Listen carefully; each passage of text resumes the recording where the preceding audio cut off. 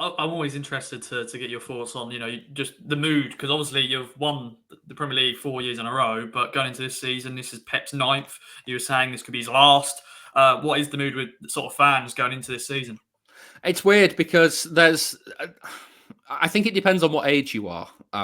Because I think if you're about my age, you're relatively relaxed because there's what is there to be anxious about, really? Like honestly, like you've got this fantastic football team that, albeit there's off the pitch stuff going on, that could have a like that in fairness could have a resolution this season that and that we all know like the elephant in the room that everybody knows about. One of my friends said over the summer that the Premier League charges are only the elephant in the room, as if people spend the time going, look, there's an elephant, because that's all that ever seems to get mentioned these days. But it's true that like this is hanging over the club, and the resolution should come at some point this season, which isn't ideal for me as a podcaster because I've got to be ready at some point to drop the episode that is a reaction to it. When A, I don't know when it's going to happen, and B, I don't know what it's going to be, and there's no steer on either of those two things. So it's just like, yeah, just take some time out of any random day of the year and react to this massive news, please. So that's going to happen at some point, in theory, this season. And that could be huge. So we could be looking at points deduction. We could be looking at a relegation. We could be looking at nothing at all. We just don't know what's going to happen.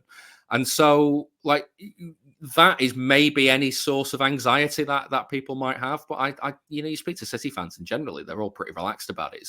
It's kind of come see, come sa. Whatever happens, happens. It's like you can't really control it. And then you look at maybe one or two younger fans are a bit anxious that the transfers are not exactly flying in over the summer.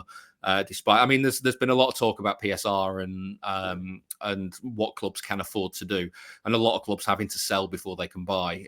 There was a report not long into the summer about City being one of the few clubs that didn't have to sell in order to buy because of the fact that they'd sold. I think Taylor Harwood-Bellis. I think Southampton's promotion had triggered an automatic sale for him. So they brought in 20 odd million there. They've sold a couple of youngsters and kind of brought in a little bit more money that way. So there is this kind of theory that City can just go out and buy whoever they want to buy, but the club are quite happy with the squad with where it is. And if you'd have said that at the start of last season, a lot of people would have said, well, the squad just doesn't look big enough. It looks like there's a lot of quality in there, but lose Rodri and that's it. Literally every game that Rodri didn't play last season, City lost, and that's how important he is to the team. Now, if he gets suspended or injured again next season, if he's out for 3 months, that could be that for any sort of title challenge. At the same time, you kind of Guardiola is heading into this season, which could be his final season. His contract is up at the end of the season, and there's been no kind of noises at the moment about him signing a new one. The noise has been more that this will be it. This will be the final year for him. What do you reckon Town will do this year? We've got a young manager, McKenna. He stayed. A lot of interest in Premier League team. We've got a young squad, or a squad of players that haven't really played much Premier League football. What do you reckon Town could do this season? That goes two ways, doesn't it? Because there's been plenty. I mean, you think of when Town, you'll have to correct me if I'm wrong, but when Town went up in 99, 2000, it was pretty much the same sort of thing. You had a squad of players that hadn't really played too much Premier League football. Same for City. And you look at the way the two clubs went. I think you qualified for the UEFA Cup that year, and we went down. And like that kind of.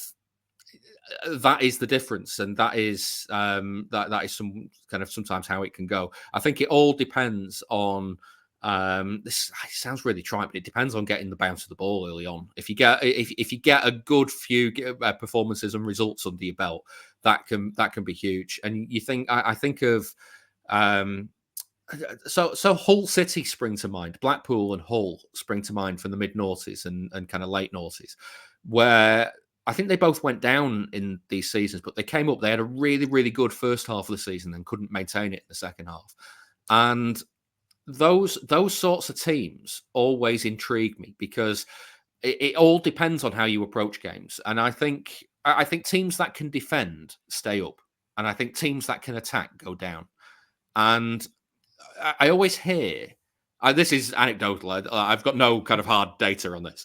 But I always hear like pundits say things like they score enough goals, they'll stay up. And what strikes me about that is like scoring goals is one of the hardest things to do in the Premier League, and like teams take like creating chances and taking chances is hard.